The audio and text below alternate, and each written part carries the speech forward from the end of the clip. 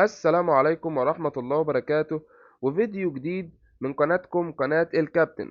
طبعا النهاردة يا شباب هيكون أول فيديو في قناة الكابتن، وإن شاء الله هنقدم لكم كل ما يخص كرة القدم. النهاردة جايين نتكلم بخصوص ماتش الأهلي القادم مع سموحة. الماتش هيتلعب يوم الثلاث القادم 7 يناير 2025، وسوف تقام المباراة في استاد القاهرة الدولي، والضيف هيكون نادي سموحة. وهتكون المباراة في الجولة الثامنة لعام 2024-2025، ويحتل النادي الأهلي المركز الثالث ب 12 نقطة، ولكن بست مباريات فقط.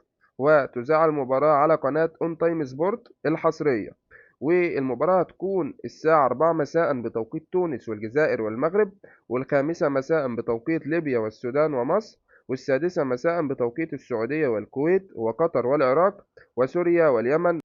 وبكده يكون الفيديو بتاعنا خلص النهاردة. ولو وصلت لحد هنا ما تنساش تعمل لايك للفيديو واشتراك في القناة فضلا وليس أمرا، عشان يوصلك كل الحلقات الجديدة والمميزة والحصرية. وكان معاكم الكابتن، واشوفكم في فيديو جديد. مع السلامة.